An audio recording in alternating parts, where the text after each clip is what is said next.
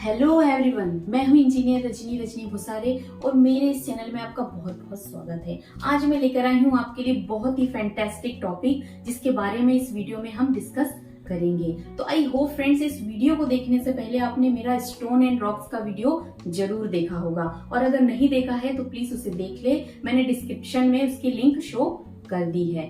तो now I am going to discuss about what is the characteristics of a good stone for building construction and other work. So let's start. तो सबसे पहले मैं आपको ये बताती हूँ कि कैरेक्टरिस्टिक्स होती क्या है, उसकी क्या डेफिनेशंस है। तो for efficient utilization of stone in building and other structure and the must be possess a number of characteristics. It means कि कोई भी इमारत है या कोई बिल्डिंग स्ट्रक्चर है, उसमें अगर कोई स्टोन यूज होता है तो उसमें क्या क्वालिटीज होती है, उसकी क्या विशेषताएं होती है, इसके बारे में आज हम इस वीडियो में डिस्कस करेंगे। तो a good building stone should essential and have following characteristic of good building stone and qualities. तो now you can see हमारा टॉपिक है characteristics of good stones। यहाँ मैंने राइट किया हुआ है कि the following characteristics और qualities are desirable for good stones used for construction work. आप यहाँ पर देख सकते हैं मैंने 10 पॉइंट्स लिखे हुए हैं कि कैरेक्टरिस्टिक्स ऑफ गुड स्टोन्स क्या होते हैं। तो सबसे फर्स्ट पॉइंट है जनरल स्ट्रक्चर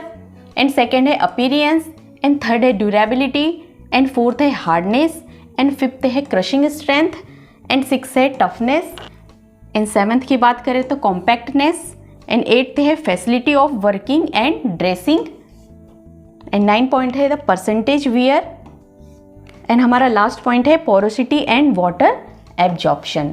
तो ये 10 points characteristics of good stone में होनी चाहिए। इसके बारे में हम वन बाय वन डिस्कस करेंगे। तो हमारा फर्स्ट पॉइंट है जनरल स्ट्रक्चर। इट मीन्स सामान्य संरचना कि एक गुड बिल्डिंग स्टोन में कैसा स्ट्रक्चर होना चाहिए। तो a broken stone should not be dull in appearance and should have uniform textures free from cavities, cracks, patches, loose और सॉफ्ट मटेरियल। मतलब कि एक कैरेक्टरिस्टिक्स ऑफ गुड स्टोन में उसकी जो संरचना होती है वो हमेशा यूनिफॉर्म टेक्सचर में होनी चाहिए। उस पर किसी भी प्रकार की कैविटीज या धब्बे या क्रैक्स नहीं होने चाहिए।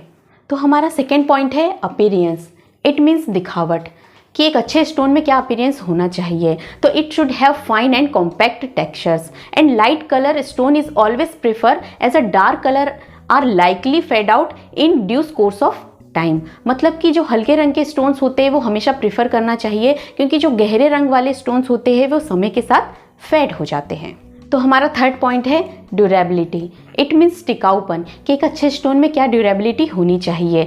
तो a good building stone should be durable, strong and long lasting and it must have the properties resist load, chemical action, atmospheric rains, water, snow and ETC। It means कि जो good building stones होता है उसमें मौसम के प्रति अच्छा प्रतिरोध होना चाहिए, उसे हमेशा durable, strong and long lasting होना चाहिए। तो now we will discuss about our fourth point, hardness. It means कठोरता। तो hardness of stone become a important factor and this is property by which stone offer resistance against wear and tear. मतलब कि अगर हम बात करें कि hardness of stone बहुत ही इंपॉर्टेंट फैक्टर होता है और जहाँ कंस्ट्रक्शन वर्क हो रहा है और स्टोन यूज हो रहा है और काफ़ी मात्रा में वियर टीयर मतलब घर्षण और खिंचाव होता है तो उन स्थानों पर स्टोन की हार्डनेस बहुत अच्छी होनी चाहिए। तो अवर नेक्स्ट पॉइंट है क्रशिंग स्ट्रेंथ। इट मीन्स सामर्थ्यता। तो a good building stone should have high crushing strength. It means कि गुड स्टोन में हमेशा हाई क्रशिंग स्ट्रेंथ होनी चाहिए and also it's expressed by newton per mm²। तो किसी भी स्टोन की फिजिकल टेस्ट द्वारा हम क्रशिंग स्ट्रेंथ डिटरमाइन कर सकते हैं। तो अवर नेक्स्ट पॉइंट है टफनेस कि टफनेस क्या होती है। तो stone with toughness index greater than 19 तो are consider good stones and stones with toughness index less than 13 तो are consider poor stones. It means we can say that कि toughness index का जो रेशियो है अगर 19 से अधिक है तो वह गुड स्टोन माना जाता है। अगर इसका रेशियो 13 से कम है तो वह पुअर क्वालिटी का स्टोन माना जाएगा and it is also determined by impact test.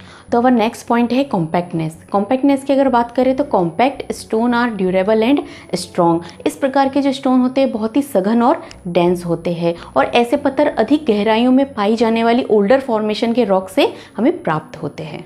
तो अवर नेक्स्ट पॉइंट है facility of working and dressing, कि एक अच्छे स्टोन की वर्किंग और ड्रेसिंग कैसी होनी चाहिए। तो it should be of the type such that it can be cut proper shape and size and also course masonry is used in building construction. मतलब कि अगर हम भवन निर्माण में स्टोन यूज़ कर रहे हैं तो वो एक प्रॉपर शेप और साइज़ में कटा होना चाहिए और एक डिज़ायर यूनिफॉर्म हाइट उसकी होनी चाहिए। अब हम बात करेंगे second last point, percentage wear, कि ये गुड स्टोन में कितना होना चाहिए। तो a good building stone has sufficient resistance to abrasion and also it is determined by attrition test, कि एक गुड स्टोन में परसेंटेज वियर 3% से ज़्यादा नहीं होना चाहिए। तो now we will discuss about our last point, porosity and water absorption.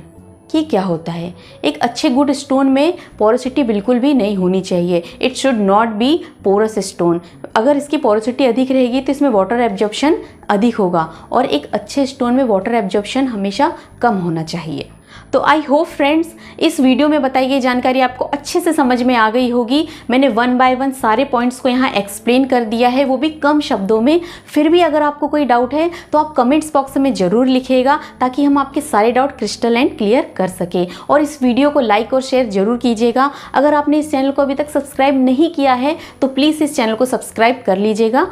Thank you for watching.